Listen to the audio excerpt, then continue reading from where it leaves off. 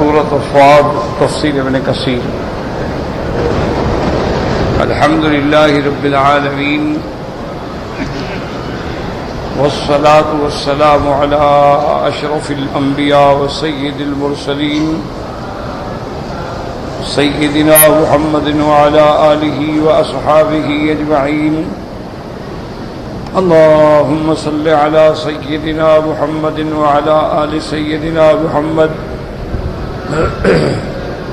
كما صليت على إبراهيم وعلى آل إبراهيم في العالمين إنك حميد مجيد۔ أعوذ بالله من الشيطان الرجيم، بسم الله الرحمن الرحيم۔ صاد والقرآن ذي الذكر بل الذين كفروا في عزة وشقاق كم أهلكنا من قبلهم من قرن فنادوا ولا تهين مناص۔ قال المؤلف والمفسر رحمه الله تعالى أدام النفع بعلومه وعلومكم في الدارين آمين، إلى أن قال: أما الكلام على الحروف المقطعة فقد تقدم في أول سورة البقرة بما أغنى عن إعادته ها هنا۔ اب مفسر رحمۃ اللہ علیہ فرماتے ہیں کہ حروف مقطعات جیسے یہاں حرف صاد ہے، کہتا ہے اس پر تفصیلی بات جو ہے میں سورۃ البقرہ کے اندر کر چکا ہوں، الف لام میم۔ تو جس نے دیکھنا ہو اسی جگہ کو دیکھ لے، دوبارہ اس کا ذکر کرنے کا کوئی فائدہ نہیں۔ بہرحال راجح بات یہ ہے کہ اس کا معنی اللہ جانتے ہیں، اللہ اعلم بمرادہ بذلک۔ وقوله تعالی والقرآن ذی الذکر ای والقرآن المشتمل علی ما فیہ ذکر للعباد ونفع لهم فی المعاش والمعاد۔ اب اللہ نے قسم کھائی، فرمایا والقرآن ذی الذکر، مجھے قسم ہے قرآن کی جو ذکر کا معنی یعنی مشتمل، یہ اللہ کی کتاب مشتمل ہے ایسے ذکر پہ جو بندوں کے لیے باعث نفع ہے دنیا میں بھی اور آخرت میں بھی۔ تو قرآن جو ہے تمہاری زندگی بنانے کے لیے دنیا و آخرت کے لیے سب سے بڑا سہارا۔ اس کے بعد فرماتے ہیں قال الضحاک فی قولہ تبارک و تعالی ذی الذکر کقولہ لقد انزلنا الیکم کتابا فیہ ذکرکم، جیسے کہ اس آیت میں اللہ نے فرمایا کہ ہم نے اتاری ہے تمہاری طرف ایسی کتاب جس میں تمہارے لیے نصیحت ہے۔ ذکر مانا نصیحت، ذکر مانا موعظہ، ذکر مانا ہدایت پہ چلانے کے لیے باتیں ہیں، تذکیرکم تمہیں موعظت کرنے کے لیے۔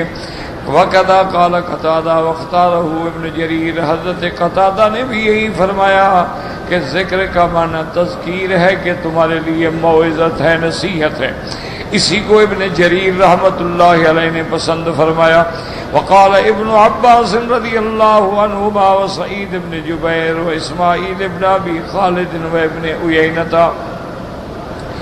وابو حسین وابو صالح والسدی ذی الذکر، انہوں نے فرمایا والقرآن ذی الذکر، ذی الذکر کا معنی فرمایا ذی الشرف اے ذی الشان والمکانت، یہ اللہ کا قرآن ہے جس کا مقام بہت بلند ہے، اعلیٰ ہے، عظمت ہے، شان ہے۔ ولا منافات بین القولین فإنہ کتاب شریف مشتمل علی التذکیر والآذار والانذار۔ اب مفسر رحمۃ اللہ علیہ فرماتے ہیں کہ دونوں قول جو ہیں ان میں کوئی تعارض نہیں ہے، کیونکہ اللہ کا قرآن جو ہے بڑی عظمت والی شان والی کتاب ہے، اور اس میں تمہارے لیے ہدایت بھی ہے، موعظت بھی ہے، نصیحت بھی ہے، انذار بھی ہے۔ واختلفوا فی جواب هذا القسم وقال بعضهم هو قوله تبارک و تعالی، کیونکہ اللہ نے یہاں قسم کھائی، فرمایا صاد والقرآن ذکر، تو جب قسم ہو تو جواب قسم ضروری ہے۔ اب اختلاف یہ ہے کہ جواب قسم کیا ہے، تو بعض علماء فرماتی ہیں کہ جواب قسم ہے ان كل الا كذب الرسل فحق وعید. یہ جواب قسم ہے. اور بعض کہتی ہیں کہ نہیں، جواب قسم ہے ان ذلك لحق تخاصم اہل النار.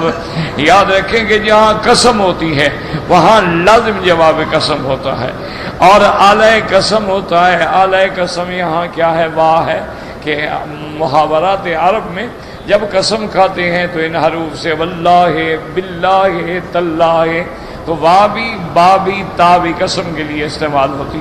تو یہاں جو قسم ہے تو اس کا جواب یہ ہے ان ذالک الحق، یہ پکی بات ہے. تخاصم اہل النار، یہ اہل النار کا جھگڑا قرآن کے خلاف. حقاہما ابن جریر وہذا الثانی فیہ بعد کبیر وضعفہ ابن جریر. اب مفسر فرماتا ہے کہ یہ دوسرا قول جو ہے ان ذالک لحق تخاصم اہل النار، یہ جواب قسم ہے، یہ ضعیف ہے. پہلا قول جو ہے وہ قوی ہے کہ جواب قسم ہے ان کل الا کذب الرسل فحق وعید. وقال قتادہ رحمہ اللہ تعالی جوابہ، وہ فرماتی ہیں اس قسم کا جواب یہ ہے کہ بل الذین کفروا فی عزت و شقاق. یہ کافر جو ہے غرور میں ہے، فی عزت معنی غرور تکبر میں ہے، شقاق، اور شقاق کا معنی یہ ہوتا ہے کہ اختلاف. کیا معنی؟ تم اس شک میں ہو، وہ اس شک میں ہے، اس کو کہتے ہیں شقاق. تو یہ غرور میں بھی ہے اور اللہ تبارک و تعالیٰ کی ہدایات کے مقابلے دوسری شک ہے. اسی لیے آتا ہے وَمَن يُشَاقِقِ الرَّسُولَ مِن بعد ما تبين له الهدى ويتبع غير سبيل المؤمنين نوله ما تولى ونصله جهنم وساءت مصيرا. ثم حكى ابن جرير عن بعض أهل العربية أنه قال جوابه صاد بمعنى صدق حق. اور بعض علماء فرماتی ہیں اس کا جواب جو ہے حرف سواد میں ہے کہ سواد سے مراد کیا ہے؟ قرآن صدق ہے، قرآن کیا ہے؟ حق ہے. اللہ کا فرمان ہے والقرآن ذی الذکر. وقیل جوابہ ما تضمنہ سیاق السورۃ بکمالہا واللہ اعلم. اور بعض علماء فرماتی ہیں کہ جواب قسم جو ہے پورا سیاق جو ہے سورت کا وہ سارے کا سارا جواب قسم ہے. وقوله تبارک و تعالی بل الذین کفروا فی عزت وشقاق، أي أن في هذا القرآن لذكرى لمن يتذكر وعبرة لمن يعتبر وإنما لم ينتفع الكافرون لأنهم في عزة استكبار عن وهمية. اب اللہ پاک نے فرمایا کہ قرآن پاک جو ہے اس میں ذکر ہے، نصیحت ہے، لیکن کس کے لیے؟ لمن یتذکر، جو نصیحت کو قبول کرے. اس کے اندر عبرت ہے، جو عبرت پکڑنا چاہے. البتہ کافر جو ہیں ان کے لیے بالکل یہ باعث نفع نہیں ہے، چونکہ قرآن ہدایت کا ذریعہ ہے، نصیحت کا ذریعہ. لیکن جو چاہے، ایک آدمی اپنی بیماری کا علاج کرانا ہی نہیں چاہتا ہے تو اس کا کیا علاج؟ ایک آدمی بیمار ہے لیکن علاج ہی نہیں چاہتا. تو قرآن ہدایت ہے، لیکن جو ہدایت ڈھونڈنا چاہے. قرآن نصیحت ہے، جو نصیحت کا طلب کرنا چاہے. قرآن موعظہ ہے، ذکر ہے، انذار ہے، رحمت ہے، شفا ہے. لیکن ان لوگوں کے لیے جو قرآن سے انتفاع کرنا چاہیں. اسی لیے پہلی سورت میں الف لام میم ذالک الکتاب لا ریب فیہ ھدی للمتقین. اللہ کا قرآن، اس میں کوئی شک نہیں، یہ اللہ کا کلام ہے، اس میں کوئی شک نہیں، یہ حق ہے، یہ صدق ہے، یہ عدل ہے، یہ ذکر ہے. لیکن ھدی للمتقین، ہدایت ہے ان کے لیے جو اللہ سے ڈرنے والے ہیں. جو اللہ سے ڈرے ہی نہ ان کے لیے کیا ہدایت ہے؟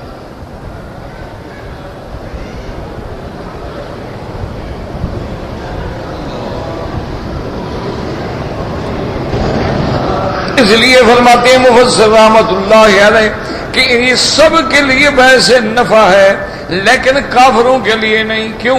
لأنہم فی عزت، کفار جو ہیں وہ تکبر میں ہیں، وہ اپنی اکڑ میں ہیں. وشقاق، مخالفت میں ہیں. ومخالفۃ لہ ومعاندۃ ومفارقۃ، گویا وہ اس کی مخالفت میں ہیں، اناد میں ہیں، وہ اس سے الگ مقابلے پہ کھڑے ہیں۔ ثم خوفهم ما اهلك به الامم المكذبة قبلهم بسبب مخالفتهم للرسل وتكذيبهم الكتب المنزلة من السماء۔ اس کے بعد اللہ تبارک و تعالی نے ڈرایا کہ اے بندے بن جاؤ، انسان بن جاؤ، میرے نبی اور میرے قرآن کو مان لو۔ تم سے پہلے دیکھو کتنی امتیں ہیں جو ہلاک ہو گئی، تم تو ان کے مقابلے پہ کچھ بھی نہیں ہو، نہ تعداد میں کچھ ہو، نہ قوت میں کچھ ہو، نہ مال میں کچھ ہو۔ تو اگر تم بھی قرآن کا مقابلہ کرو گے تو ہلاک و برباد ہو جاؤ گے۔ وَكَمْ أَهْلَكْنَا مِنْ قَبْلِهِمْ مِنْ قَرْنٍ، یاد رکھیں قرن ایک زمانے کو بھی کہتے ہیں، ایک صدی کو بھی کہتے ہیں، یعنی جیسے 100 سال یہ بھی ایک قرن۔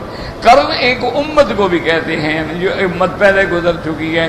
اللہ فرماتے ہیں کم اہلکنا من قبلہم من قرن فنادوا ولا تحین مناص۔ لیکن یاد رکھیں کہ آج کل اعداء اسلام جو ہیں، کافر جو ہیں، منکرین قرآن جو ہیں، منکرین اسلام جو ہیں، وہ مسلمانوں کو بڑے دھوکے میں مبتلا کرتے ہیں۔ اب دیکھیں نا، جیسے یہودی ہیں وہ بھی کوشش کر رہے ہیں کہ انٹرنیٹ پہ قرآن نیٹ کے نام سے ویب سائٹ کھولیں اور اس میں وہ قرآن کی تفسیر پیش کریں گے۔ اب صاف ظاہر ہے کہ جب دشمن ہے، دشمن اسلام ہے، دشمن قرآن ہے، دشمن محمد مصطفیٰ ہے، تو وہ کیسی تفسیر پیش کریں گے؟ لازمی بات ہے کہ اس کے اندر وہ تحریف کریں گے اور مسلمانوں کے اذہان کو مسموم بنائیں گے، زہریلا بنائیں گے، قرآن کے اندر ایسی ایسی تعویلات کریں گے کہ عام آدمی جو ہے وہ حیران ہو جائے۔ اسی لیے وہ یہ کہتے ہیں کہ بھئی یہ جو قرآن ہمیں ڈراتا ہے کہ پہلی امتوں پہ عذاب آیا، اور اس لیے عذاب آیا کہ انہوں نے اپنے وقت میں اپنے رسولوں کی مخالفت کی، اللہ کے کتابوں کی مخالفت کی، اللہ کے فرامین کی مخالفت کی، اور نتیجہ یہ نکلا کہ ان پہ عذاب آیا۔ وہ کہتے ہیں یہ جو بچوں کی بات ہے، اب بھی عذاب آتے ہیں، اب تو کہتے ہیں بھی کوئی رسول نہیں ہے، لیکن اب بھی عذاب آتے ہیں، زلزلے آتے ہیں، طوفان آتے ہیں، رات دن آپ پڑھتے ہیں۔ اچھا بات، مسلمان ملکوں میں بھی طوفان آتے ہیں، ابھی آپ دیکھ نہیں رہے ہیں کہ بارشوں کی وجہ سے لاکھوں انسان بے گھر ہو گئے، جن لوگوں کے کچے مکان تھے سب گر گئے، اب وہ سڑکوں پہ بیٹھے ہیں، اوپر سردی ہے، ٹھنڈ ہے، بارش ہو رہی ہے، سر چھپانے کی جگہ بھی نہیں ہوگی۔ یہ تو مسلمان ملک ہے، بھائی یہاں کیوں عذاب آ گیا ہے؟ کہتے ہیں یہ ایسے بات ہے، بس یہ تو نظام ہے اللہ کا، حوادثات دہر ہے، کبھی بارشیں آ جاتی ہیں، کبھی رک جاتی ہیں، کبھی زلزلے آ جاتے ہیں، کبھی رک جاتے ہیں، کبھی چاند گرہن ہو جاتے ہیں، کبھی سورج گرہن ہو جاتے ہیں۔ زمین ہے، اس کی ایک رفتار ہے، وہ جب سورج کے سامنے آتی ہے سورج گرہن ہو جاتا ہے، چاند کے سامنے آتی ہے چاند۔ اس میں کیا اللہ کا عذاب ہے؟ اب ایک خالی ذہن آدمی جو ہے، یعنی جس کا ذہن خالی ہے، معلومات نہیں ہے اس بیچارے کو، وہ تو فوراً گھبرا جاتا ہے، وہ کہتے ہیں بات تو ٹھیک کہہ رہے ہیں۔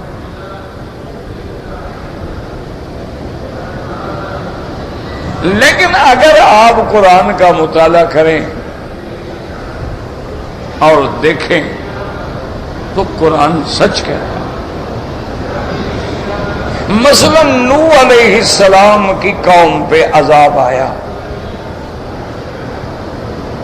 نوح علیہ السلام کو اللہ نے عذاب آنے سے پہلے خبر دی کہ نوح علیہ السلام کشتی تیار کرو۔ یا اللہ میں کشتی بنانا نہیں جانتا، اللہ نے جبریل علیہ السلام کو بھیجا، انہوں نے تعلیم دی، اور سب سے پہلے نجارہ یعنی درخان کا جو کام ہے وہ حضرت نوح علیہ السلام نے کیا. اس لیے پیشہ کوئی برا نہیں ہوتا. انبیاء نے بھی ہر کام کیا. حضرت داؤد علیہ السلام لوہار کا کام کرتے تھے. وَأَلَنَّا لَهُ الْحَدِيدَ ہم نے ان کے ہاتھوں میں لوہے کو نرم کر دیا تھا. نِعْمَ السَّابِغَاتٍ وَقَدِّرْ فِي السَّرْدِ اللہ نے ان کو حکم دیا کہ آپ بنائیں درہیں. وہ درہیں بناتے تھے جو تیر سے اور نیزے سے اور تلوار سے حفاظت کرتی ہیں. تو حضرت داؤد نے کام کیا. ہر پیغمبر نے بکریاں بھی چرائیں. تو کیا کہیں گے ہم وہ چروالے تھے. تو اب نوح علیہ السلام کو یہ حکم ملتا ہے کہ کشتی بنائیں. یصنع الفلک وَاصْنَعِ الْفُلْكَ بِأَعْيُنِنَا وَوَحْيِنَا وَلَا تُخَاطِبْنِي فِي الَّذِينَ ظَلَمُوا. اور میرے نبی آپ کشتی بنائیں. پھر کشتی پہ سوار ہوئے جو ظالم ہیں نا ان کے بارے میں پھر مجھ سے معافی نہ مانگنا. انہم مغرقون انہوں نے غرق ہونا ہے. اللہ تو پہلے بتا رہے ہیں, عذاب آنے سے پہلے خبر دے رہے ہیں.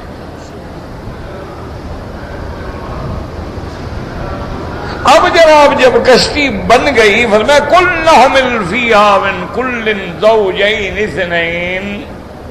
جو آدمی ہیں ان کو بھی سوار کر لو جو تمہارے ساتھ ایمان والے ہیں, اور ہر چیز کے جوڑے بھی لے لو.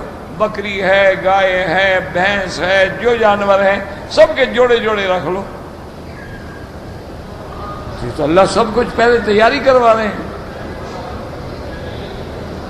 حضرت نوح علیہ السلام نے پوچھا کہ یا اللہ آخر ہمیں کیسے پتہ لگے گا بھی اب عذاب آنے والا ہے. تو اللہ نے فرمایا کہ ہاں فارت تنور جب تنور سے پانی ابلنا شروع ہو جائے سمجھ لینا کہ اب عذاب آ گیا.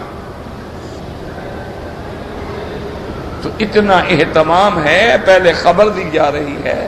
اچھا پھر اس عذاب میں بچتا کون ہے؟ صرف نوح. اور نوح علیہ السلام کے ساتھ جو کشتی میں سوار ہوئے باقی تو سب غرق ہو گئے. تو یہ تو کوئی ایسا بات نہیں کہ حادثہ تھا اتفاق سے ہو گیا. یہ تو باقاعدہ اللہ پہلے خبر دے رہے ہیں. اور نوح علیہ السلام جو زندگی میں دنیا میں کبھی کشتی بنی ہی نہیں تھی, اب تو لاکھوں کشتی آئے نا, سب سے پہلے کشتی بنانے والے حضرت نوح علیہ السلام. اور جب نوح علیہ السلام کشتی بنا رہے تھے تو کافر آ کے مذاق کرتے تھے کہ دیکھو جناب یہ کشتی بنا رہے ہیں خشکی پر. کشتیاں دریاؤں میں چلتی ہیں بڑا خشکی پہ چلتی ہیں. تو اب عذاب آ گیا اور صرف نوح علیہ السلام اور مومنین بچ گئے. حضرت ہود علیہ السلام آئے. قوم عاد ہے, اتنی بڑی قوت والی, طاقت والی, شوکت والی قوم تھی کہ لم یخلق مثلھا فی البلاد, اس جیسی اللہ نے پیدا نہیں کی تھی. اتنے قوی لوگ تھے کہ وہ پتھر جو ہمارے لوگ 60 بندے مل کے نہ اٹھا سکیں ایک بندہ اٹھا لے. اتنے مضبوط اور فنکار تھے کہ پہاڑوں کو کاٹ کے پہاڑوں کے اندر گھر بنا دیے. وَكَانُوا يَنْحِتُونَ مِنَ الْجِبَالِ بُيُوتًا.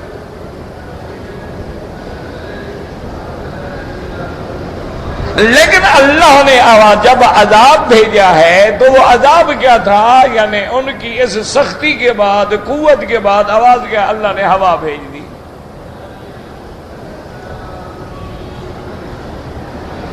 اور وہ ہوا جب آئی تو وہ ایسے جانوروں کو اڑا کے لے جاتی اور پھر پھینک دی. جلدی سے بھر کے گھروں میں داخل ہو گئے اور پھر اپنے گھروں کو رسیوں سے اور بڑی قوتوں سے پتھروں سے باندھ دیا, بڑے بڑے پتھروں کے ساتھ. لیکن ہوا نے آ کے سب کچھ, وہ گھر بھی اڑا دیے اور در بھی اڑا دیے, اور اتنی طوفان آیا کہ ان کے اوپر ریت آ گئی اور 8 دن اس کے نیچے پڑے رہے. پھر اللہ نے حکم دیا, ہوا نے اٹھایا. اب دیکھیں آجاز ان کا, اللہ فرماتے ہیں دیکھو کانہم آجاز نخل خاویہ, ایسے پڑے تھے جیسے ٹنڈ منڈ کھجوریں پڑی ہوتی ہیں. بڑے بڑے لمبے قد کے لوگ تھے. اچھا حضرت ہود موجود ہیں, مومنین موجود ہیں. وہ ہوا جو ان کے خیمے اور گھر اڑا رہی ہے ان کے لیے ٹھنڈی ہے. تو یہ کیسا حادثہ ہے کہ حضرت ہود بچ جاتے ہیں، ایمان والے بچ جاتے ہیں، کافر ہلاک ہو جاتے ہیں؟ یہ کیسا حادثہ ہے بھائی؟ کیسے ہوا نے پہچان لیا کہ یہ تو پیغمبر ہے، مومن ہے، اس کو تو کچھ نہیں کہنا، اور یہ کافر ہے، ان کو ہلاک کر دو؟ اسی طرح جب مدینہ منورہ کو دشمنوں نے گھیر لیا، احزاب اکٹھے ہو گئے اور یہودی بھی ان سے مل گئے، مشرکین مکہ بھی مل گئے، بڑے بڑے قبائل مل گئے، سب نے مدینہ منورہ کا محاصرہ کر لیا، جس کی وجہ سے خندق کھودی گئی۔ اس کو غزوہ خندق بھی کہتے ہیں، غزوہ احزاب بھی کہتے ہیں، یعنی رحمت دو عالم صلی اللہ علیہ وسلم اتنے مشغول ہوئے کہ آپ کی نمازیں قضا ہو گئی۔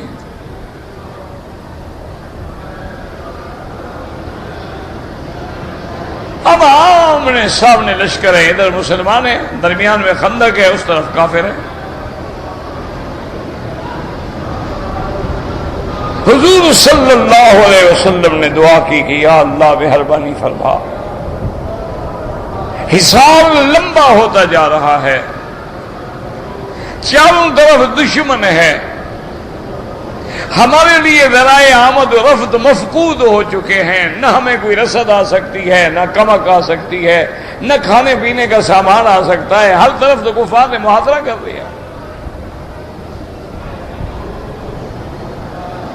یا اللہ اپنے نبی کی نصرت فرما۔ اللہ نے نصرت فرمائی، ہوا چلی۔ اس ہوا کا یہ عالم تھا کہ خیمے میں اور جو کچھ خیمے میں سب کو اڑا کے لے گئی، گھوڑے اڑ گئے، اونٹ اڑ گئے، خیمے اڑ گئے، کافر تتر بتر ہو گئے۔ اس سے نے کہا بھاگو، اب جان بچاؤ، جس کا جدھر منہ آئے نکل جاؤ بس۔ اور سرکار دو عالم نے فرمایا نصرت بالصبا وَأُهْلِكَتْ عَادٌ بِالدُّبُورِ، اللہ نے باد صبا بھیج کے میری مدد کی ہے، اور قوم عاد پر اللہ نے دبور ہوا چلا کے ہلاک کر دیا۔ تو یہ کیسا حادثہ ہے بھائی کہ ہر پیغمبر حادثے سے پہلے خبر دے رہا ہے، ایسا نہ کرو عذاب آئے گا، ایسا نہ کرو عذاب آئے گا، ایسا نہ کرو عذاب آئے گا۔ اب جو عذاب آتے ہیں اس کو تم چاہے کچھ سمجھو، ہم مسلمانوں کا اب بھی یہی اعتقاد ہے کہ ہمارے گناہوں کی وجہ سے، معصیت کی وجہ سے، نافرمانی کی وجہ سے، اللہ کے رسول سے دوری کی وجہ سے، قرآن کو چھوڑ دینے کی وجہ سے لازمی بات ہے کہ پھر اس قسم کے عذاب آئیں گے۔ حتیٰ کہ حضور نے صاف فرمایا اذا کثر فیکم الزنا، جب تمہارے اندر زنا کی کثرت ہو جائے گی اللہ رحمت کی برساتیں بند کر دے۔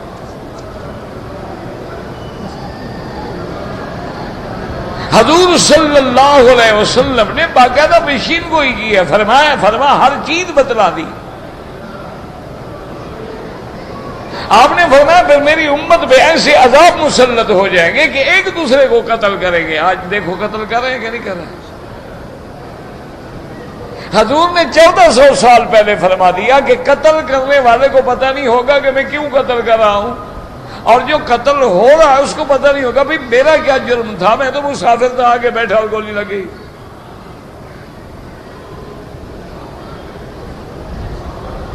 اسی طرح اللہ نے فرما دیا کہ اگر تم میرے احکام کی نافرمانی کرے گو یلبسکم شیعاً، میں تمہیں پارٹیاں اور فرقے بنا دوں گا، ٹکڑے ٹکڑے ہو جاؤ گے، اور پھر ایک دوسرے کو مارو گے اور تمہیں مزہ چکھا دوں گا۔ اس لیے ان لوگوں کا یہ کہنا کہ یہ جی ایسے حوادثات ہیں، بالکل نہیں۔ ہر چیز اللہ کے حکم کے بغیر چل ہی نہیں سکتی۔ بارش کا ایک قطرہ نہیں گر سکتا، ہوا سے ایک پتا نہیں ہل سکتا جب تک میرے اللہ کا حکم۔ اس کے اسباب اس زمانے میں اور تھے، اس زمانے میں اور ہیں۔ ابھی آپ دیکھ رہے ہیں کتنی بیماریاں ہیں۔ کبھی آپ نے سنا تھا کہ ڈینگی وائرس ہوتا ہے، ڈینگی فیور ہوتا ہے؟ کبھی سنا تھا آپ نے؟ ڈاکٹر حیران ہیں۔ کبھی آپ نے سنا تھا کہ ایڈز کی بیماری ہوتی ہے؟ کبھی آپ نے اس طرح سنا تھا کہ ایسے کینسر پھیلتا ہے؟ کبھی آپ نے سنا تھا کہ اچھا خاصا بیٹھا بیٹھا آدمی ہارٹ ٹربل ہو گئی جی، بلڈ پریشر ہو گیا جی، فلاں ہو گیا جی، کولسٹرول بڑھ گیا؟ کہتے ہیں جی علم وسیع ہو گیا، پہلے ہمیں پتہ نہیں تھا۔ بھائی پتہ جو نہیں تھا لیکن بندے تو نہیں مرتے تھے نا، یہ تو ہمیں پتہ تھا نا کہ ہمارے باپ دادا 90 سال 80 سال کے بوڑھے بغیر اینک کے قرآن پڑھتے تھے، ہم اینک سے بھی روز شیشہ بدلتے ہیں۔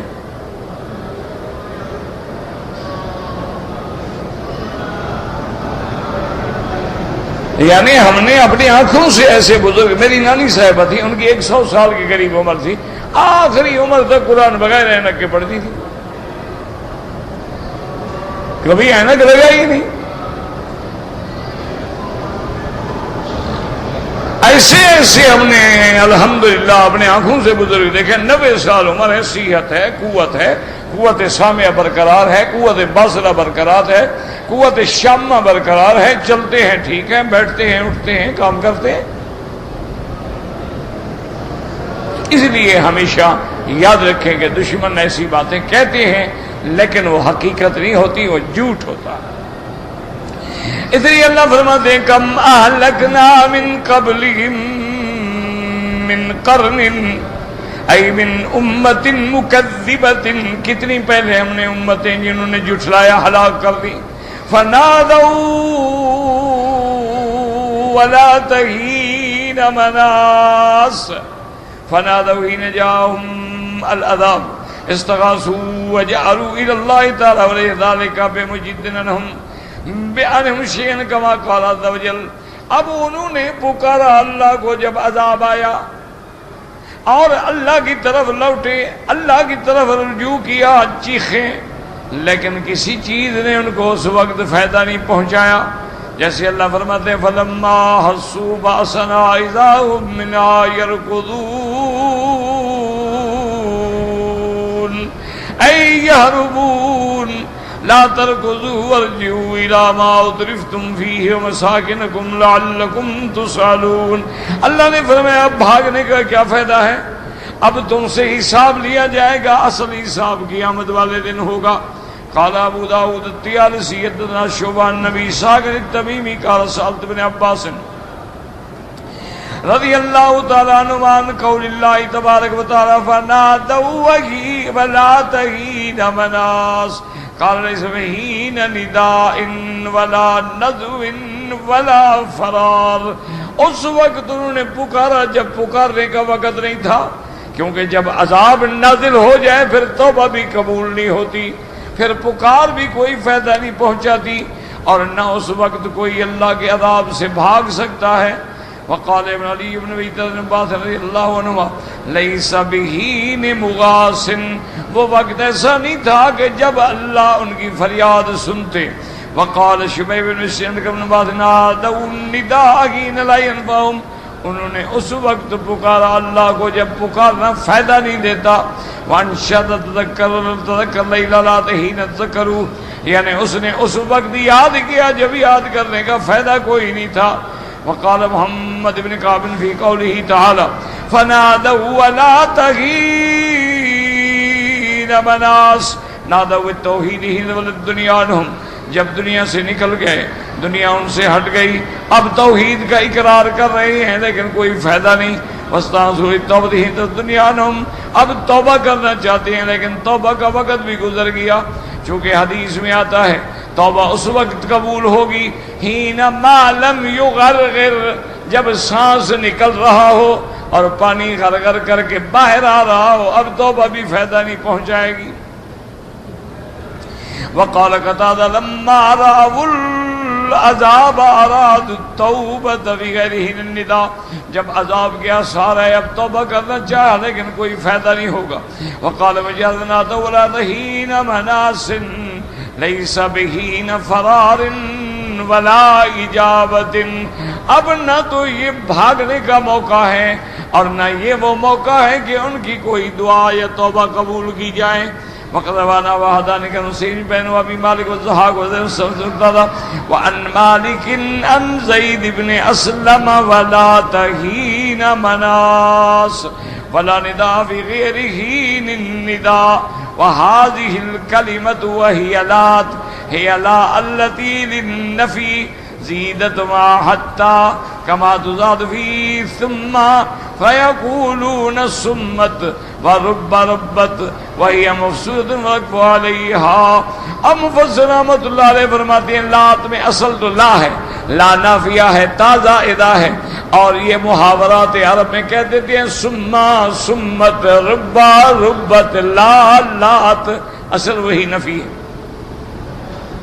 ومن قال مصحف الامام مالك الجرير انها متصله بهين ولا تهين مناس، اور بعد نے یہ بھی پڑھا ہے کہ لا تهینا یہ متصل ہے لا تهين مناس، لیکن المشهور القول الاول. ثم قال الجمهور بنسبه هينا تقدير وليس الهين هين مناس. ومنهم من جبد النصب تذكر حب ليلى لا تهينا وعز الشيب قد قطع القرينا. ومنهم من جبد الجر بها وانشد طلبوا صلحنا ولا تأوان فأجبنا أن ليس هين بقاء. وانشد بعضهم أيضا ولا تساعة مندب لا تساعة مندب بخفض الساعة. وأهل اللغة يكون النوس التأخر البوس والتقدم، نوس ناس پیچھے بوس باس آگے. ولہذا قادبا ولا تهين مناس أليس الحين حين فرار ولا ذهاب والله سبحانه وتعالى وفق للصواب. یعنی انہوں نے اس وقت توبہ کرنی چاہیے جب توبہ کا وقت گزر گیا. یاد رکھو صحیح حدیثوں میں آتا ہے میرے آقا نے فرمایا ہے کہ جب سورج مغرب سے طلوع ہوگا توبہ کے دروازے بند ہو جائیں. اسی طرح جب بندہ مرنے پہ آئے نظر لگ جائے جسے آپ کہتے ہیں نا جی سکرات لگی ہوئی ہے، اس وقت بھی توبہ قبول نہیں ہو. اسی طرح اگر کسی قوم پہ عذاب آ جائے اس وقت توبہ کریں توبہ قبول. اس لیے انسانوں کو چاہیے کہ وہ اللہ کے دروازے پہ اپنے گناہوں سے معافی کے لیے زندگی میں صحت میں تندرستی میں توبہ کریں اور اپنی اصلاح کریں. لیکن ایک آدمی بوڑھا ہو گیا جب گناہ کر ہی نہیں سکتا، آپ کہے میں نے توبہ کر لی، آپ کو توبہ کا کیا فائدہ ہے بھائی؟ اب جب آدمی گناہ کے قابل ہی نہیں رہا پھر کس بات کی توبہ؟ توبہ تو تب ہے یہ صحت ہے طاقت ہے دولت ہے لیکن حرام سے بچتا ہے.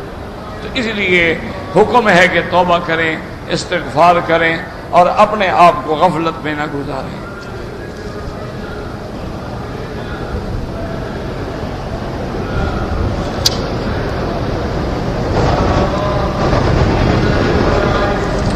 کہتے جی کہ اگر کوئی مسلمان مرد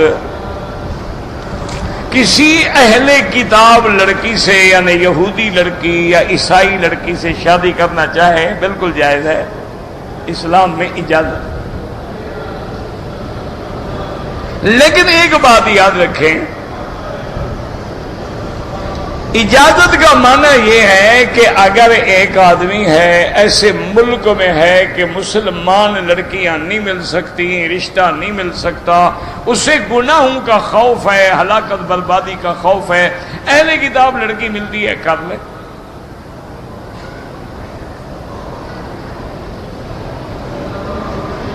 اگر مومن رشتہ موجود ہے پھر کیا ضرورت ہے کہ بلا وجہ جائے وہ اہل کتاب کی طرف. ایک دوسری بات یہ ہے کہ پہلے یہ بھی تحقیق کرو کہ اہل کتاب کوئی ہے بھی. آج کل تو اہل کتاب کوئی ہے ہی نہیں. اہل کتاب سے مراد وہ ہے کہ جو یہودی ہے وہ صحیح معنی میں حضرت موسیٰ علیہ السلام کے دین پر تو ہونا. اگر وہ نصرانی ہے تو حضرت عیسیٰ کے دین پر تو ہو. آج تو وہ یہودی ہے اس کو پتہ ہی نہیں کہ موسیٰ علیہ السلام کون ہے، عیسیٰ علیہ السلام کون ہے، ان کا دین کون ہے. یہ تو لا دین ہے، لا مذہب ہے، ان کا تو کوئی مذہب ہے ہی نہیں. یہ تو منکر ہیں. آپ اندازہ کریں بھلا کوئی نصرانی دین عیسیٰ پہ رہنے والا یہ برداشت کر سکتا ہے کہ مرد کی شادی مرد سے کر دو، عورت کی شادی عورت سے کر دو؟ کوئی حضرت موسیٰ کے دین پہ حضرت عیسیٰ کے دین پہ چلنے والا یہ کہہ سکتا ہے کہ بھی حمل گرانا جائز ہے؟ کوئی دین عیسیٰ علیہ السلام اور دین موسیٰ پہ چلنے والا یہ کہہ سکتا ہے کہ بھئی ولدیت کے خانے میں باپ کا نام نہ لکھو، ماں کا لکھو، چونکہ باپ کا تو پتہ ہی نہیں ہے، اس کا 10 آدمیوں سے تعلق تھا، پتہ نہیں کس کا نطفہ ہے. یہ کون سا دین ہے آخر مجھے بتائیں؟ دین یہی عیسیٰ علیہ السلام کا دین تھا. یہی عیسیٰ علیہ السلام کا دین تھا کہ لوگوں کو بے گناہ مار ڈالو. یہی عیسیٰ علیہ السلام کا، ان کے دین میں تو یہ تھا کہ اگر کوئی تمہیں تھپڑ مارتا ہے تم کو اچھا بھی ایک اور بھی مار لو. وہ تو رحم سکھانے آیا، اور یہ تو ظلم کے پیکر بن گئے ہیں، مجسمہ ظلم بن گئے. ان کے مظالم سے تو اس زمانے میں جو تاتاری گزرے ہیں، جو ہلاکو گزرے ہیں، چنگیز گزرے ہیں، نمرود، شداد، فرعون گزرے ہیں، وہ بھی شرمندہ ہو جائیں. انہوں نے تو وہ ظلم ایجاد کیے ہیں. تو اس لیے پہلی بات رکھو، اگر لڑکی واقعی اہل کتاب ہے نکاح جائز ہے. اگر واقعی ایمان والا مسلمان رشتہ نہیں ملتا، ورنہ والا عبد مؤمن خیر من مشرک، ولا امۃ مؤمنۃ خیر من مشرکۃ. اللہ نے فرمایا مومنہ لڑکی تلاش کرو، وہ مشرکہ سے کروڑ درجے بہتر ہے، چاہے وہ خوبصورت زیادہ ہو، لیکن یہ ایمان والی ہے، یہ دین والی ہے. اسی لیے حضور فرماتے ہیں کہ عورت جو ہے اس کے ساتھ نکاح 3 وجہ سے کیا جاتا ہے: لے مالہا، لے حسبہا، لے دینہا.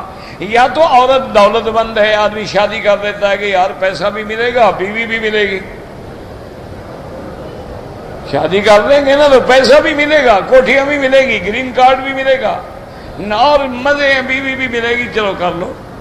کبھی آدمی شادی کرتا ہے کہ چلو بھائی بڑا خاندان ہے، میرا نام تو ہوگا کہ فلاں خاندان میں شادی کی ہے، فلاں سردار کی بیٹی ہے. اور حضور نے فرمایا کبھی آدمی سوچتا ہے کہ بھئی دین والی عورت ہے، آپ نے فرمایا فاختر ذات الدین. حضور نے فرمایا میرا کہنا مانتے ہو تم دین والی چنو، نہ نسب کے پیچھے بھاگو، نہ مال کے پیچھے بھاگو، نہ جمال کے پیچھے بھاگو. آج ایک لڑکی حسین ہے، کل بیمار ہو جائے. آج ایک لڑکی حسین و جمیل ہے، کل گر کے لنگڑی ہو جائے. آج ایک لڑکی حسین و جمیل ہے، کل چوٹ لگے اندھی ہو جائے. آج ایک لڑکی حسین و جمیل ہے، کل چیچک نکل آئے. آج ایک لڑکی ہے حسین و جمیل ہے، کل ہائپرٹائٹس کی بیمار نکل جائے. کیا کریں گے آپ؟ فاختر ذات الدین، کہ تم دین والی لڑکی سے رشتہ کرو کہ کم از کم تیرے دین کی محافظ ہو، تیرے عزت کی محافظ ہو، تیرے عرض کی محافظ ہو، اور جسے پتہ ہو. اور یاد رکھو کہ جو لڑکی ہو یا لڑکا ہو، اس لیے حضرت عمر بھی اور حضرت عمر بن عبدالعزیز بھی اپنے گورنرز کو آرڈر کرتے تھے کہ جب کسی کو نوکری دینی ہو پہلے یہ دیکھو کہ نماز پڑھتا ہے تو کیسے پڑھتا ہے. انہوں نے فرمایا جی کہ نماز تو پڑھتا ہے لیکن جلدی جلدی ٹکرے. انہوں نے کہا جو نماز میں چوری کرتا ہے وہ تیرے مال میں چوری نہیں کرے گا، اس کا کیا اعتبار ہے؟ ایسے بندے کو مت نوکری دو. انہوں نے کہا نماز نہیں پڑھتا. انہوں نے کہا جو خدا کا غدار ہے وہ تیرا وفادار ہوگا. عجیب بات ہے. آج ہم ڈگریاں دیکھ رہے ہیں، جی میں نے ڈبل MA کیا ہے، جی میں نے MBA کیا ہے، میں نے جناب CS کا امتحان دیا ہے، میں نے FRCS کیا، میں نے جی MRCP کیا ہے، لیکن کبھی کسی نے پوچھا کہ حضور نماز پڑھتے ہو؟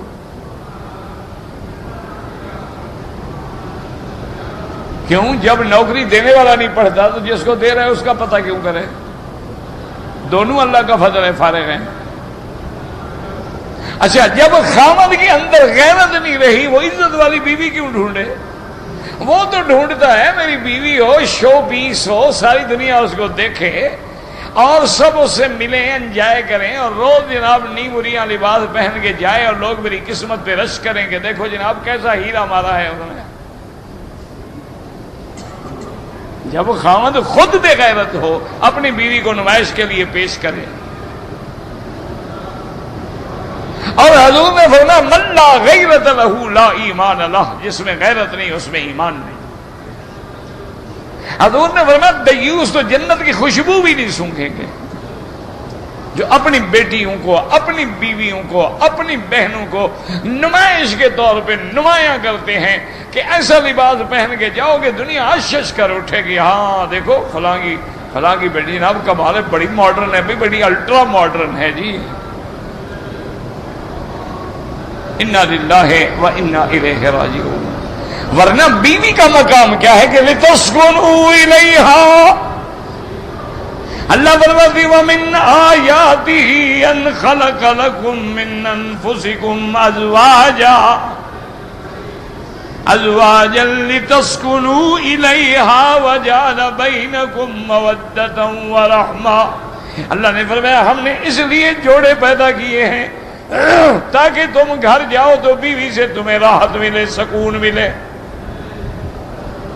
تمہارے ان کے درمیان میں مودت پیدا ہو، رحمت ہو۔ اس پہ بڑھاپا آئے تم خیال کرو، تم پہ بیماری آئے وہ خیال کریں، اسے تکلیف ہے تم ساری رات جاگ رہے ہو، تمہیں تکلیف ہے وہ ساری رات بیٹھی ہے۔ یہ بیوی ہوتی ہے، یہ بیویاں تھوڑی ہوتی ہیں جو لوگوں کو تو بڑے ہنس کے ملیں اور اپنے خامد کے لیے بخار بن جائیں، یہ تو بیویاں تھوڑی ہیں، یہ تو چلتی پھرتی گناہوں کی لاشیں ہیں جو ہمارے گلوں میں پڑ گئی ہیں۔ یہ تو عورت کہلانے کی حقدار ہی نہیں، عورت تو وہ ہوتی ہے جو چھپائی جائے، یہ جو اریاں کی جائے اس کو کون کہتا ہے کہ یہ عورت ہے؟ نہ یہ عورت ہے نہ مستورات۔ وہ جی مستورات مانا چھپی ہوئی ہے، تو کھلی ہوئی ہے کیسے مستورات ہو گئی؟ تو اس لیے میرا بھائی اہل کتاب سے شادی تو جائز ہے، لیکن پہلے اہل کتاب مجھے ڈھونڈ کے دکھاؤ ہیں کہاں۔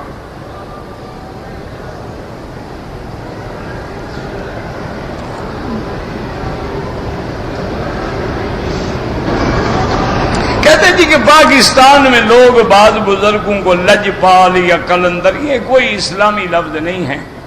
اگر یہ اسلامی لفظ ہوتے ابو بکر کو تو تم کبھی لاجپال یا قلندر نہیں کہتے ہو، نہ عمر کو، نہ عثمان کو، نہ علی کو، نہ حسن حسین کو، یہ ان سے بھی آگے بڑھ گئے ہیں، لجپال ہو گئے ہیں یہ۔ انا للہ و انا الیہ راجعون۔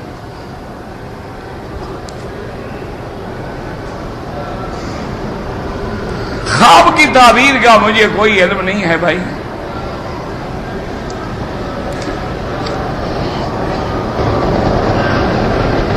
صفا مروہ کا میں نے 14 چکر لگایا، دم تو نہیں پڑا، بس اللہ قبول فرما دے، ورنہ بعض فقہا فرماتے نہیں دوبارہ دوڑے تاکہ صفا سے شروع کرے مروہ پہ ختم کرے۔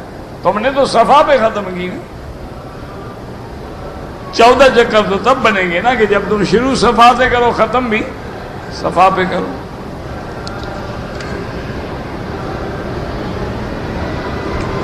ہاں تو بہرحال بی بی نے، حضرت عبداللہ ابن عمر کی بی بی نے کہا میں نے بال نہیں کاٹے، تو حضرت نے اسی وقت کاٹ دی۔ تو منع یہ ہے کہ اگر آدمی مثلاً حج پہ آیا ہے، اس نے کنکریاں مار لی ہیں، سر منڈا لیا ہے، طواف زیارت کر لیا ہے، صفا مروہ دوڑ لیا ہے، اب 2 دن کے لیے مینا میں ہے 11-12 کو، وہاں اگر بیوی سے ملتا ہے جائز ہے، حلال ہے، اس کی بیوی ہے، کوئی منع نہیں۔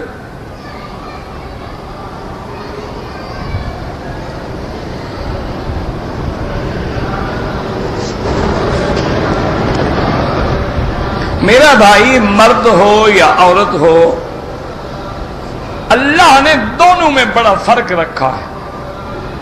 مرد امام بن سکتا ہے، عورت امام نہیں بن سکتی، تو مرد عورت میں فرق ہوا نماز میں کہ نہیں ہوا؟ مرد کے لیے صف اول افضل ہے، عورت کے لیے صف آخر افضل ہے، فرق ہوا کہ نہیں ہوا؟ مرد کی نماز مسجد میں افضل ہے، عورت کی گھر میں افضل ہے۔ باقی مسئلہ آ گیا رکوع سجود کا، یاد رکھو، تو بعض فقہا فرماتے ہیں کہ وہ رکوع سجود اسی طرح کرے جیسے مرد کرتے ہیں، اور بعض فرماتے ہیں کہ نہیں، عورت کے لیے استر ہونا جو ہے، محفوظ ہونا جو ہے، یعنی ایک طرف دونوں ٹانگیں نکال کے زمین پہ اپنے آپ کو قریب رکھے تو زیادہ بہتر ہے۔ تو کوئی ایسا مسئلہ نہیں ہے کہ 1400 سال ہو گئے ہیں تمہیں آج تک یہی مسئلے حل نہیں ہوئے، ماشاءاللہ۔ یعنی خدا جانے کیا ہو گیا ہے قوم کو. کافر کیا کہیں گے یار 1400 سال ہو گیا مسلمانوں کو ابھی تک نماز پہ لڑ رہے ہیں, فاتحہ پہ لڑ رہے ہیں, آمین پہ لڑ رہے ہیں, عورت مرد کی نماز پہ لڑ رہے ہیں, ٹانگیں کھولنے پہ لڑ رہے ہیں, باندھنے پہ لڑ رہے ہیں, ہاتھ کہاں باندھو, سینے پہ باندھو, نیچے باندھو, اوپر باندھو, وہاں لڑ رہے ہیں, ہاتھ کتنا اونچا رکھو, کتنا کھولو, ٹانگیں کتنے. میں کہا یہ کیسے لوگ ہیں, ان کی تو ابھی تک نماز ٹھیک نہیں ہوئی, ہمیں کیسے دعوت دیتے ہیں اسلام کی. یہی مسائل رہ گئے ہیں, بس امت کو اسی پہ لڑاتے رہو. خدا کے لیے امت پہ رحم کرو. یہ تو افضل اولا کے مسئلے ہیں. اگر آدمی ہے دور دور کھڑے ہیں, پاؤں کھول لیے تاکہ فاصلہ نہ رہے. اگر رش ہو گیا آدمی نے پاؤں ملا لیے, وہ مسئلہ کیا, کون سا اس میں جھگڑا ہے بھائی. کسی نے آمین زور سے کہہ دی الحمدللہ, آہستہ کہہ دی الحمدللہ. اللہ زور سے بھی سنتے ہیں, آہستہ بھی سنتے ہیں, کوئی مسئلہ نہیں. یہ تو نہیں کہ انہی پہ کتابیں لکھو, انہی پہ زور قلم خرچ کرو, انہی پہ لوگوں کو لڑاؤ. یہ کس نے حکم دیا ہے؟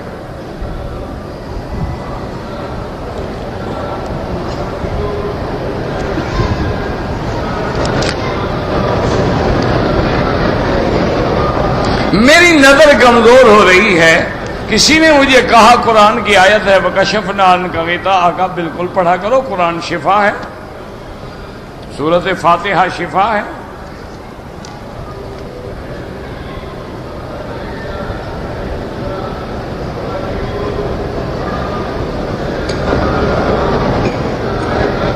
ایک آدمی نے بینک سے قرضہ لیا ہے. اب دیکھیں نا میرا بھائی, بینک سے قرضہ لینے کا مقصد کیا تھا؟ مکان بنانا تھا, بنا دیا, کوئی زکوٰۃ نہیں. لیکن پیسہ لے کے کاروبار کر رہا ہے. جیسے آج کل تو ساری دنیا بینک کی مقروض ہے. جو ملینر ہیں, جو کروڑوں پتی ہیں, ارب, وہ بھی کہیں گے ہم مقروض ہیں جناب, ہم نے تو بینک کا قرضہ دینا ہے. قرضہ دینا ہے تو پراپرٹی کتنا ہے؟ بالکل زکوٰۃ دے گا.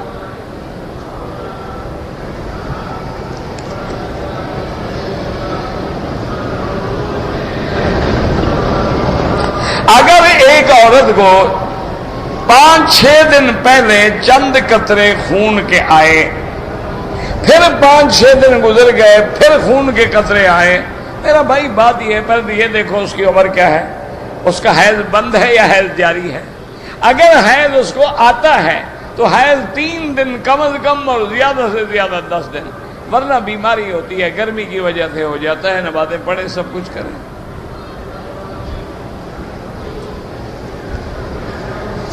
جتنے دن مکے میں رہیں طواف زیادہ افضل ہے. اگر کوئی آدمی کسی بچے کو اٹھا کے بیٹا بنا دے, وہ تمہارا وارث نہیں ہے.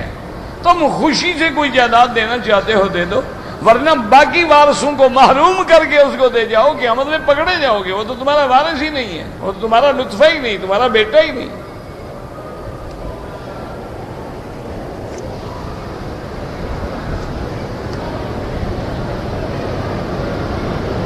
ہمارے قتل کیس میں بے گناہ پھنسے ہوئے ہیں, اللہ پاک رہائی عطا فرمائے. اللہ ہر بے گناہ قیدی پہ رحم فرما دے. اللہ تبارک و تعالی ان کو عذاب سے نجات دے.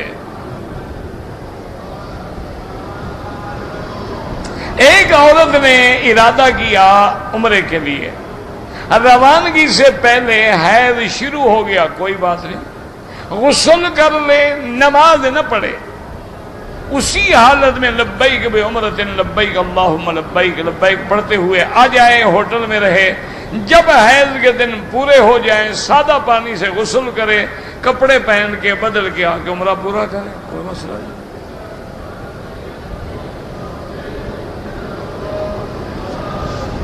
وہیں سے نیت کر کے آئے جو میقات ہے. اگر وہاں سے نیت نہیں کی, بعد میں عمرہ مسجد عائشہ سے کیا تو ایک بکری دم دینی ہوگی.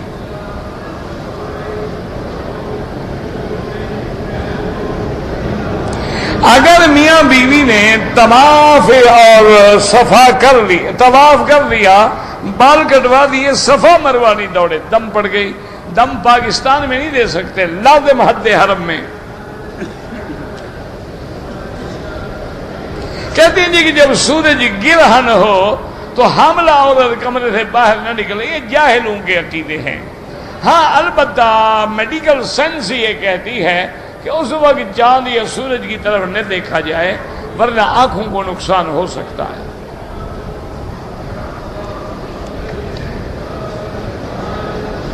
طواف کیا، صفا نہیں دوڑا، بال کٹوائے، دم پڑ گئی۔ پھر آپ نے دوسرا عمرہ کیا نا، وہ پہلے میں تو نہیں کٹوائے نا، اس کی دم تو پڑ گئی نا۔ اگر دم واجب ہو جائے اور نہ دے وہ گناہگار ہے، اس کے ذمے اللہ کا قرض ہے، کھڑا رہے گا۔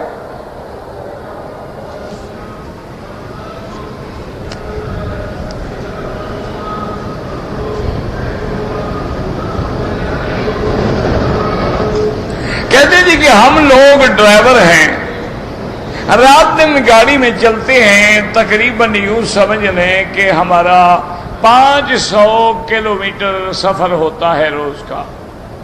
آپ بالکل مسافر ہیں، نماز قصر پڑھیں گے، چاہے ساری زندگی سفر میں رہیں، آپ مسافر ہیں۔ اللہ نے آپ کو رعایت دی ہے کہ آپ نماز میں 4 رکعت والی نماز جو ہے 2 رکعت پڑھیں گے، باقی سنت اور نفل وغیرہ سب آپ پر معاف ہیں، پڑھنا چاہے پڑھ لیں۔ لیکن امام ابو حنیفہ کے نزدیک وطر ضروری ہے، وہ کہتے ہیں وطر واجب ہے، وہ نہیں چھوڑ سکتا، چاہے مسافر ہو یا غیر مسافر ہو۔ کہتے ہیں کہ وطر حضور پاک نے ہمیشہ پڑھے ہیں، تو لہذا وطر تو ہر حال میں آپ کو پڑھنے ہیں۔ باقی نماز جنازہ میں احناف کے نزدیک پہلی تکبیر کے بعد ثنا ہے، دوسری تکبیر کے بعد درود ہے، اور تیسری تکبیر کے بعد دعا ہے۔ اور حنابلہ رحمہم اللہ کے نزدیک پہلی تکبیر کے بعد سورۃ فاتحہ پڑھے، اس کے بعد درود شریف پڑھے، اور اس کے بعد جو ہے دعا مانگے۔ یہ ائمہ کی اپنی اپنی تحقیق ہے، کوئی بات نہیں، جو جیسے بھی پڑھ رہا ہے اللہ قبول فرمائے، کیونکہ احناف اس کو نماز ہی نہیں سمجھتے، دعا سمجھتے ہیں۔ وہ کہتے ہیں کوئی نماز بغیر رکوع سجود کے نماز نہیں ہوتی، اور باقی ائمہ فرماتے ہیں کہ وہ بھی نماز کے حکم میں ہے، گو نماز نہ ہو لیکن گویا کہ نماز ہے۔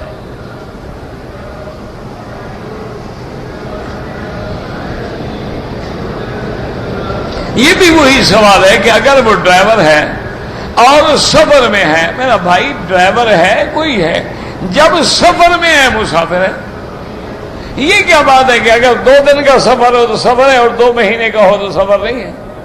صحابہ اپنے زمانے میں جب سفر کرتے تھے 1 مہینہ، 2 مہینے، 3 مہینے کا سفر ہوتا تھا۔ کیوں؟ اونٹوں کے سفر تھے۔ اب خود اندازہ کرو، اگر مدینہ منورہ سے آدمی اونٹوں پہ جائے چین پہنچے، کتنے دن لگیں گے؟ اونٹوں کا سفر ہے۔ اسی طرح تمام صحابہ رضوان اللہ علیہم اجمعین، جیسے عام سفر جو ہے ان کا یمن کا سفر تھا، شام کا سفر تھا۔ اچھا، قریش کے تو باقاعدہ سفر تھے نا، گرمیاں آئیں شام چلے جاتے، سردیاں یمن چلے جاتے تھے، اور سب اونٹوں میں سفر ہوتا تھا۔ مدینہ منورہ اور مکہ کے درمیان بھی اونٹوں میں سفر ہوتا تھا، 8 دن 10 دن لگ جاتے تھے، اور پھر آگے آدمی جو ہے مکہ مکرمہ میں داخل ہوتا تھا۔ اچھا، کبھی تو ایسا ہوتا تھا کہ 1 مہینہ لگ جاتا تھا مدینے جانے کے لیے۔ اس کی وجہ یہ ہوتی تھی کہ بارش آ گئی، سیل آ گئی، درمیان میں ندی نالے بہہ گئے، اب آدمی کیسے جائے؟ نہ پل تھی، نہ کراس کرنے کے راستے تھے۔ یہ تو حکومت کو اللہ جزائے خیر دے کہ انہوں نے ایسی سڑک بنا دی ہے، ایسے راستے بنا دیے، ایسی پلیں بنا دی، بارش کے پانی نیچے سے گزر جاتے ہیں، حاجی اوپر سے جا رہے ہیں، 4 گھنٹے 5 گھنٹے 6 گھنٹے میں مدینہ شریف پہنچ جاتے ہیں۔ تو پہلے زمانے میں تو مدینہ شریف جانے کے لیے مہینہ لگ جاتا تھا، اور 8-10 دن، اچھا 2 دن تو یہ عام بات تھی۔ آج سے 20 سال پہلے بھی 2 دن لگ جاتے تھے۔ سڑک خراب تھی اور ٹرکوں کا سفر ہوتا تھا۔ اچھا، ٹرک چلتے تھے اور کچا سفر ہے، ریتا ہے، پھنس گیا ہے، کھڑے ہو، کوئی نہ سایہ ہے، اسی ٹرک کے نیچے جو سایہ ہے نا وہ سمجھا جاتا تھا بہت بڑا سایہ ہے۔ تو یہ تو ہمارا مسافر ہے، چاہے ساری زندگی سفر میں رہے۔ ربنا تقبل منا انك انت السميع العليم وتب علينا انك انت التواب الرحيم۔ بسم اللہ ما شاء اللہ لا قوة الا باللہ، بسم اللہ ما شاء اللہ لا يصرف السوء الا اللہ، بسم اللہ ما شاء اللہ لا يسوق الخیر الا اللہ، بسم اللہ ما شاء اللہ ما کان من نعمت فمن اللہ، بسم اللہ ما شاء اللہ لا حول ولا قوة الا باللہ، لا حول ولا قوة الا باللہ العلی العظیم، لا الہ الا انت سبحانک انا کنا من الظالمین، لا الہ الا اللہ الملک الحق المبین، لا الہ الا اللہ العلیم الحلیم، لا الہ الا اللہ الحلیم العظیم، لا الہ الا اللہ رب العرش العظیم، لا الہ الا اللہ رب السماوات ورب الارض ورب العرش الکریم۔ اللہم انا نسألک موجبات رحمتک وعزائم مغفرتک والسلامة عن كل إثم والغنيمة عن كل بر۔ اللهم لا تدع لنا ذنبا إلا غفرته ولا هما إلا فرجته ولا عيبا إلا سترته ولا كربا إلا نفسته ولا ضالا إلا هديته ولا فسادا إلا أصلحته ولا مريضا إلا شافيته ولا مريضا إلا شافيته ولا مريضا إلا شافيته ولا مبتلا إلا عافيته ولا مبتلا إلا عافيته ولا أسيرا إلا يسرته ولا مجاهدا إلا نصرته ولا ميتا إلا رحمته ولا حيا إلا هديته ولا حاجة من حوائج الدنيا والآخرة إلا قضيتها ويسرتها يا أرحم الراحمين۔ یا اللہ یا اللہ یا اللہ یا ربا یا غوثا، یا اللہ عالم اسلام کی عزت کا فیصلہ فرما، یا اللہ عالم اسلام اور مسلمانوں کی عزت و غلبے کا فیصلہ فرما، یا اللہ کفار کی ذلت میں شکست کا فیصلہ فرما دے، یا اللہ بیماروں کو شفا عطا فرما، یا اللہ بے دینوں کو دین عطا فرما، یا اللہ بے اولادوں کو اولاد عطا فرما، جن کی اولادیں ہیں ان کو صالح بنا، یا اللہ جن کے گھروں میں بچیاں ہیں ان کے مستقبل روشن فرما، یا اللہ ان کے رشتے آسان فرما دے، یا الہ العالمین ہمیں مانگنا نہیں آتا بغیر مانگے کے عطا فرما دے، یا الہ العالمین عالم اسلام اور اس بلد الامین کو قیامت تک ہر فتنے سے محفوظ فرما، یا اللہ پاکستان پہ رحم فرما، یا اللہ مسلمان فلسطین میں ہیں، کشمیر میں ہیں، ہندوستان میں ہیں، بنگلہ دیش میں ہیں، بمبئی میں ہیں، اراکان میں ہیں، یا اللہ وہ افغان میں ہیں، جس ملک میں بھی ہیں ان کی جان مال آبرو عزت کی حفاظت فرما، یا اللہ مسلمانوں پہ رحم فرما، یا اللہ حضور کی امت پہ رحم فرما، یا اللہ عذاب رفع فرما۔ اللہم لا تعذبنا بذنوبنا، اللہم لا تمنع عنا فضلک بذنوبنا، اللہم لا تہلکنا بذنوبنا، اللہم لا تجعلنا مضغة للماذقین، لا تجعلنا أكلة للآكلين، لا تجعلنا فتنة للقوم الظالمين۔ سبحان ربك رب العزة عما يصفون وسلام على المرسلين والحمد لله رب العالمين۔